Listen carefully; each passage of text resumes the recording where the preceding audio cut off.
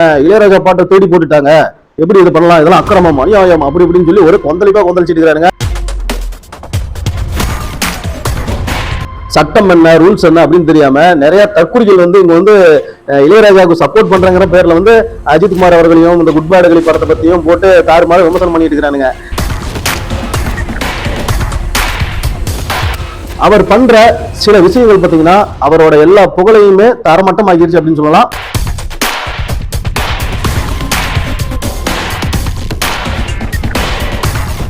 இசைஞானி அப்படிங்கிற ஒரு பட்டத்துக்கு ஒரு மிகப்பெரிய அவப்பெயரை ஏற்படுத்தி கொடுத்துருச்சு. எப்படி 5 கோடி நஷ்டீடு கொடுக்கணுமா, பயங்கரமா மன்னிப்பு கேட்கணுமா? சரி, முதல்ல இளையராஜாவுக்கு அந்த உரிமை இருக்குதா அப்படிங்கிறத முதல்ல பார்க்கலாம். இந்த வீட்டோட உரிமையாளருக்கு மட்டும் கொடுத்த பத்தாது, இந்த வீட்டோட உருவாக்குறதுல நான் தான் கொத்தனாரா வேலை செஞ்சேன், நீ எனக்கு தான் காசு கொடுக்கணும். அதே மாதிரி அந்த இன்ஜினியர் போயிட்டு ஏப்பா அந்த வீடு கட்டுறதுக்கு நான் தான்ப்பா இன்ஜினியர், எனக்கு நீ காசு கொடுக்கணும். அதுக்கப்புறம் அதுல ஒர்க் பண்ண எல்லாத்துக்குமே அந்த தயாரிப்பாளர் வந்து சம்பளமும் கொடுத்துறாரு. அப்ப அந்த பாட்டு முழுமையா தயாரிப்பாளருக்கு தான் சொந்தம்.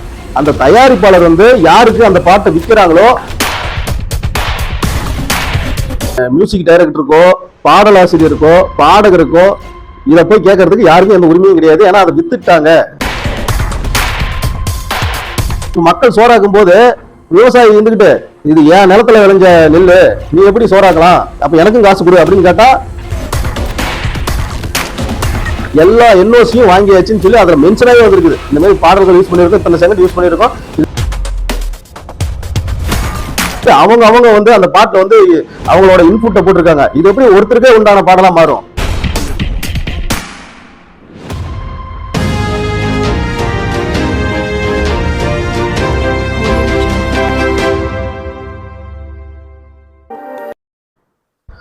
வணக்கம் நண்பர்களே, வெல்கம் டு நல்லவன் டிவி.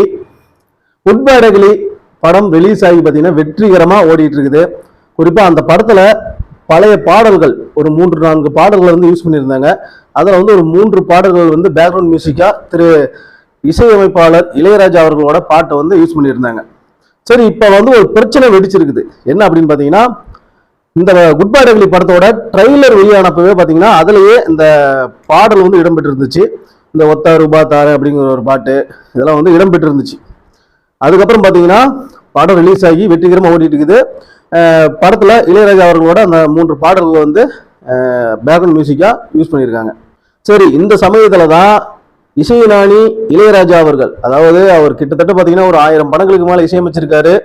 ஒரு மிகப்பெரிய இசைக்கலைஞர், புகழின் உச்சியில் இருந்தார். அவர்கிட்ட இல்லாத பணமே கிடையாது. அந்த அளவுக்கு பார்த்தீங்கன்னா ஒரு மிகப்பெரிய இசை ஜாம்பவான் தான் இசைஞானி இளையராஜா.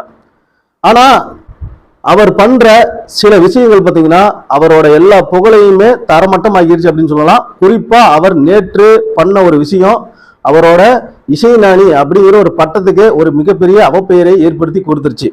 காரணம் என்ன அப்படின்னு பார்த்தீங்கன்னா, இந்த குட் பேட் அக்லி படத்துல வந்து இளையராஜாவோட பாடலை வந்து யூஸ் பண்ணதா ஒரு பிரச்சனை வந்து கிளம்பிருக்குது. என்னன்னா, இந்த மாதிரி குட் பேட் அக்லி படத்துல என்னோட இசையை வந்து பயன்படுத்தியிருக்காங்க 3 பாடல்கள், அதுக்கு வந்து 5 கோடி நஷ்டீடு வந்து கேட்டிருக்காரு இளையராஜா, நோட்டீஸ் விட்டுருக்காங்க. மேலும் அந்த படக்குழு வந்து எல்லாருமே வந்து பயங்கரமா மன்னிப்பு கேட்கணுமா. எப்படி 5 கோடி நஷ்டீடு கொடுக்கணுமா, பயங்கரமா மன்னிப்பு கேட்கணுமா?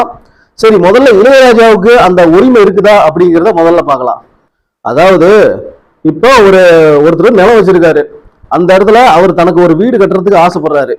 அப்படி அந்த வீட்டை கட்டி அவர் வேறவங்களுக்கு விற்கலாம், இல்லைன்னா அவரே வாழலாம், அந்த மாதிரி இருக்குதுன்னு வச்சுக்கோங்களேன். ஒரு வீட்டை கட்டுறாரு. வீடு கட்டுறது யார் தேவை? மேஸ்திரி, கொத்தனாரு, இந்த மாதிரி இன்ஜினியர் இவங்களாம் வச்சு கட்டுறாருன்னு வச்சுக்கோங்க. கட்டி முடிச்சதுக்கு அப்புறம் இவங்க அந்த வீட்டு உரிமையாளர் வந்து பார்த்தீங்கன்னா அந்த வேலை செஞ்ச மேஸ்திரி, கொத்தனாரு, சித்தாளு முதற்கொண்டு அந்த இன்ஜினியர் எல்லாத்துக்குமே வந்து காசு கொடுத்துருவாங்க சம்பளமா. அதை வாங்கிட்டு அவங்க போயிடுவாங்க. அதுக்கப்புறம் அந்த வீட்டை வந்து அவர் யாருக்கு வேணா விற்கலாம், இல்லை அவரே வாழலாம், இல்லை வாடகை கூடலாம், என்ன வேணா பண்ணலாம். இப்படியே அந்த வீட்டை கட்டின உரிமையாளர் வந்து அந்த வீட்டை வந்து வேறவங்களுக்கு வித்துடுறாரு அப்படின்னு வச்சுக்கோங்களேன். இப்ப அந்த வீட்டை இன்னொருத்தர் வாங்கியிருப்பாரு. அவர்கிட்ட போயிட்டு இந்த கொத்தனார், ஏப்பா இந்த வீட்டை நான் தான் கட்டினேன், இந்த வீடு எனக்கு தான் சொந்தம், நீ எனக்கும் காசு கொடுக்கணும். இந்த வீட்டோட உரிமையாளருக்கு மட்டும் கொடுத்த பத்தாது, இந்த வீட்டோட உருவாக்குறதுல நான் தான் கொத்தனாரா வேலை செஞ்சேன், நீ எனக்கு தான் காசு கொடுக்கணும். அதே மாதிரி அந்த இன்ஜினியர் போயிட்டு ஏப்பா இந்த வீடு கட்டுறதுக்கு நான் தான்ப்பா இன்ஜினியரு, எனக்கு நீ காசு கொடுக்கணும். அதே மாதிரி அந்த வீடு கட்டுறதுக்கு ஒர்க் பண்ண அந்த மேஸ்திரி போயிட்டு, ஏப்பா இந்த வீடு கட்டுறதுக்கு நான் தான்ப்பா மேஸ்திரி, நீ எனக்கு தான்ப்பா காசு கொடுக்கணும் அப்படின்னு கேட்டா எவ்வளவு ஒரு காமெடியா இருக்கும். அந்த மாதிரி ஒரு காமெடி தான் இப்ப இளையராஜா அவர்கள் வந்து பண்ணியிருக்காரு. இப்ப ஒரு எடுத்துக்காட்டுக்கு இளையராஜா வந்து ஒரு படத்துக்கு மியூசிக் போடுறாரு, அதுக்கு வந்து அவருக்கு சம்பளம் கொடுத்துருப்பாங்க. மேலும் இப்போ ஒரு 3 பாட்டு அவர் வந்து மியூசிக் போட்டு கொடுக்குறாருன்னு வச்சுக்கோங்களேன். அந்த மியூசிக்கை வச்சு ஒருத்தர் வந்து பாடலாசிரியர் வந்து அதுக்கு பாடல் வரிகளை எழுதியிருப்பாரு. அது மட்டும் இல்லாம அந்த பாட்டை பாடுறதுக்குன்னு ஒரு பாடகர் வந்து அந்த பாட்டை பாடியிருப்பாரு. அந்த பாட்டு திரைக்கு வரும்போது திரையில வந்து நடிகர், கதாநாயகனோ வில்லனோ ஏதோ ஒரு அந்த பாட்டுல வந்து அவங்க நடனம் ஆடி இருப்பாங்க. அவங்க வாயசைவு கொடுத்து அந்த பாட்டை வந்து டெவலப் பண்ணி அதுதான் திரையில வந்து நிற்கும். இப்போ ஒரு பாடலுக்கு பின்னாடி அதே மாதிரி பாத்தீங்கன்னா பின்னணி பாடகர்கள்லாம் நிறைய பேர் பாடியிருப்பாங்க. மேல் ஃபீமேல் எல்லாருமே பாடியிருப்பாங்க. நிறைய பேரோட உழைப்பு இருக்குது ஒரு பாட்டுக்கு பின்னாடி. அதுக்கப்புறம் அதுல ஒர்க் பண்ண எல்லாத்துக்குமே அந்த தயாரிப்பாளர் வந்து சம்பளமும் கொடுத்துறாரு. அப்ப அந்த பாட்டு முழுமையா தயாரிப்பாளருக்கு தான் சொந்தம். அந்த தயாரிப்பாளர் வந்து யாருக்கு அந்த பாட்டை விற்கிறாங்களோ அவங்க கிட்ட தான் அந்த ஆடியோ ரைட்ஸ் இருக்கும். இப்ப நம்ம புதுசா ஒரு படத்துல வந்து இப்ப குட் பை டக்லியே வந்து பாத்தீங்கன்னா அந்த இளையராஜா அந்த பாட்டு சொல்றாங்கல்ல, அது மாதிரி 3 பாடல்களை யூஸ் பண்றாங்க அப்படின்னா யாருக்கிட்ட வாங்கணும் அப்படின்னு பாத்தீங்கன்னா அந்த பாட்டோட ஆடியோ ரைட்ஸ் எந்த நிறுவனத்துக்கிட்ட இருக்குதோ அவங்க கிட்ட வாங்கினாவே போதும். மற்றவங்க கிட்ட ஒன்றும் இது சொல்லணும், இது பர்மிஷன் கேட்கணும்னு அவசியம் கிடையாது. ஏன்னா மற்ற யாருக்குமே அந்த பாட்டு சொந்தம் கிடையாது. அந்த பாட்டை ஒரு நிறுவனம் வாங்கி வச்சிருக்காங்க, அவங்களுக்கு தான் சொந்தம். இப்ப இளையராஜாவுக்குலாம் இதை போய் கேட்கறதுக்கு இளையராஜான்னு இல்லை, எந்த ஒரு மியூசிக் டைரக்டருக்கோ பாடலாசிரியருக்கோ பாடகருக்கோ இதை போய் கேட்கறதுக்கு யாருக்கும் எந்த உரிமையும் கிடையாது. ஏன்னா அதை வித்துட்டாங்க அப்படின்னு வச்சுக்கோங்களேன். அதாவது இப்போ ஒரு விவசாயி விவசாயம் பண்றாரு, நெல் உருவாக்குறாரு, அதை வந்து ஒரு இடைத்தரகர்கிட்ட விற்கிறாரு, அந்த இடைத்தரகர் இன்னொருத்தர்கிட்ட விற்கிறாரு, அதை அப்படியே மறுபடியும் மக்கள் வாங்கி சாப்பிட்றாங்க. இப்ப மக்கள் சோறாக்கும் போது விவசாயி இருந்துகிட்டு இது என் நிலத்துல விளைஞ்ச நெல்லு, நீ எப்படி சோறாக்கலாம், அப்ப எனக்கும் காசு கொடு அப்படின்னு கேட்டா என்ன நடக்கும்?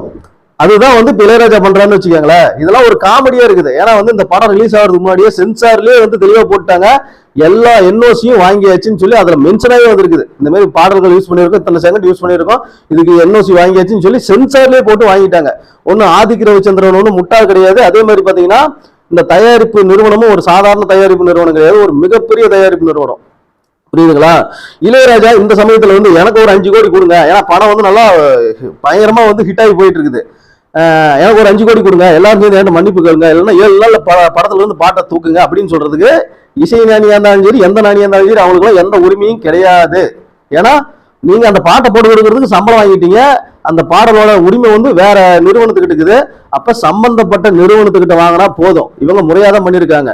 இதற்கு இளையராஜா வந்து அவர்கிட்ட இல்லாத கோடிகளே கிடையாது. ஆனா வந்து இப்படி வந்து ஏன் வந்து ஆசைப்படுறாருன்னு தெரியல. அதே மாதிரி தான் ஏற்கனவே வந்து மலையாளத்துல மஞ்சுமல் பாய்ஸ்னு ஒரு படம் வந்துருச்சு. அதுல கமலஹாசனோட குணா படத்துல இருந்து கண்மணி அன்போடு காதலன் அப்படிங்கிற ஒரு பாட்டு ஆட் பண்ணியிருந்தாங்க. ஆனா அந்த பாட்டு பாத்தீங்கன்னா கமலஹாசன் அவர்களாக தான் ஆட் பண்ணாங்க. இப்போ ஒரு பாடல் இருக்குன்னா அது எப்படி இசைஞானி இளையராஜா பாட்டே மாறிடாது. அந்த படத்துல கமலஹாசன் சார் நடிச்சிருக்காரா, அது கமலஹாசன் பாட்டு. அந்த பாட்டு வந்து எஸ்பிபி பாடி இருக்காரா, அந்த பாட்டு எஸ்பிபியோட பாட்டு. அந்த மாதிரி அவங்க வந்து அந்த பாட்டுல வந்து அவங்களோட இன்புட்டை போட்டிருக்காங்க. இது எப்படி ஒருத்தருக்கே உண்டான பாடலா மாறும்? வாய்ப்பே கிடையாது. அதே மாதிரி அந்த பாட்டை செலவு பண்ணி யார் எடுத்தாரோ அவருக்கு தான் அந்த பாடலோட படத்தோட முழு உரிமை இருக்குது. அவர் யாருக்கு வேணா விற்கலாம். அதை வாங்கின நிறுவனங்கள் யாருக்கு வேணா வந்து பணம் வாங்கிட்டு என்னோட அந்த பாட்டு நீங்க உங்க படத்துல யூஸ் பண்ணிக்காங்கன்னு சொல்லிட்டு ப்ராப்பரா என்ஓசி வாங்கி கொடுத்து யூஸ் பண்ணலாம். இதுதான் வந்து ஒரு உண்மை. இது வந்து தெரியாம நிறைய இளையராஜா ரசிகர்கள் வந்து அப்படியே அது இளையராஜா ரசிகர்கள் அப்படிங்கிற போர்வையில வந்து நிறைய வந்து அந்த அணில் குஞ்சுகள்லாம் வந்து இளையராஜா பாட்டை தேடி போட்டுட்டாங்க, எப்படி இது பண்ணலாம், இதெல்லாம் அக்கிரமம் அநியாயம் அப்படி இப்படின்னு சொல்லி ஒரு கொந்தளிச்சிட்டு இருக்கிறாருங்க. டேய் முதல்ல வந்து ரூல்ஸ் என்ன சட்டம் என்னன்னு போய் படிச்சுட்டு வாங்கடா. சும்மா வந்து இங்க வந்து டகால்டி மாதிரி காமிச்சிட்டு இருக்கிறீங்க. சட்டம் என்ன ரூல்ஸ் என்ன அப்படின்னு தெரியாம நிறைய தற்குறிகள் வந்து இங்க வந்து இளையராஜாவுக்கு சப்போர்ட் பண்றங்கிற பேர்ல வந்து அஜித்குமார் அவர்களையும் இந்த குட் பை டக்லி படத்தை பத்தியும் போட்டு தாறுமாறு விமர்சனம் பண்ணிட்டு இருக்கிறானுங்க. நீலாம் என்னமே விமர்சனம் பண்ணிட்டு போ, அதெல்லாம் யாரும் ஒன்றும் பண்ண முடியாது. எல்லாம் ப்ராப்பரா என்ஓசி வாங்கி பயங்கரமா பண்ணியாச்சு. நீ போய் கதறிட்டு இருங்க. ஒரு பக்கம் இளையராஜா அவர்களோட புகழ்லாம் பாத்தீங்கன்னா இப்ப அடிமட்டத்துக்கு வந்துருச்சு. ஏன்னா வந்து திரு அஜித்குமார் அவர்களுக்கு பாத்தீங்கன்னா ரசிகர்கள் எந்த அளவுக்கு இருக்கிறாங்க அப்படிங்கிறது எல்லாருக்குமே தெரியும். இப்ப எல்லாருமே கழிவு ஊத்திட்டு இருக்காங்க. இப்ப வந்து தமிழ் சினிமாவில் பாத்தீங்கன்னா ஒரு முக்கியமான நடிகரோட ரசிகர்களே இளையராஜாவை வெறுக்கிற அளவு ஆயிட்டாங்க. இன்னொன்னு பாத்தீங்கன்னா அவர் வந்து ஒரு பணம் வாங்கிட்டு தான் வந்து ஒரு தொழிலா வந்து இசையை பண்றாரே தவிர இவர் ஒண்ணு வந்து சொந்தமா வந்து பாடல் உருவாக்கி இவரே பாடி இவரே உருவாக்கி அந்த காப்பிரைட் எல்லாம் இவர்கிட்டே இருக்குது அப்படின்னா தான் இவர் வந்து கேட்கறதுக்கு ஒரு உரிமை இருக்குது. எல்லாம் வித்ததுக்கு அப்புறம் சம்பளம் வாங்கினதுக்கு அப்புறம் இதெல்லாம் போய் கேட்கறதுக்கு யாருக்கும் உரிமை கிடையாது. இந்த விஷயத்துல உட்பாடுகளி படக்குழுவோ இல்ல டைரக்டர் ஆதிக் ரவிச்சந்திரனோ இல்ல தயாரிப்பாளரோ வந்து எந்த ஒரு கவலையும் பட போறது கிடையாது. ஏன்னா எல்லாமே அவங்க முறையா காப்பி ரைட்ஸ் அந்த என்ஓசி எல்லாம் வாங்கி அதை யூஸ் பண்ணிருக்காங்க. புரியுதுங்களா? அதனால வந்து இந்த படக்குழு சார்பா யாருமே வந்து போய் மன்னிப்பு கேட்க போறதும் கிடையாது. எதுக்கு அவங்க போய் மன்னிப்பு கேட்கணும்? அவங்க வந்து கேட்க மாட்டாங்க. நீங்க வேணா நல்லா பாருங்க. அதே மாதிரி சட்டமும் பாத்தீங்கன்னா இவங்க ப்ராப்பரா எல்லாமே வச்சிருக்காங்க. என்ஓசி வாங்குறது எல்லாமே இருக்குது. சென்சார்லயே பாத்தீங்கன்னா நல்லா மென்ஷன் பண்ணிருக்காங்க. அதனால வந்து இவங்க தைரியமா இருக்கிறாங்க. சில பேர் சொல்லிட்டு இருக்கிறாங்க குட்பாடு படத்துல வந்து இந்த பாட்டை யூஸ் பண்ணது இப்ப பாருங்க எல்லாம் பம்பிட்டு இருக்கிறாங்க, அப்படியே பயந்துட்டாங்க, அப்படி இப்படின்னு டகால்ட்டு விட்டு இருக்கிறானுங்க. அதெல்லாம் ஒன்றும் நடக்க போறதே கிடையாது. இது எல்லாமே பாத்தீங்கன்னா இளையராஜா அவர்களோட பெயர் தான் கெட்டு போகுது. அவர் என்னதான் பாடல் போட்டு இசைஞானி இளையராஜா அப்படின்னு சொல்லி புகழின் உச்சத்துல இருந்தாலும் இப்ப அவரோட புகழை வந்து அவரே அழிச்சுக்கிட்டார். இதுதான் உண்மை. இந்த வீடியோ உங்களுக்கு பிடிச்சிருந்தா வீடியோ லைக் பண்ணுங்க, ஷேர் பண்ணுங்க. நன்றி, வணக்கம்.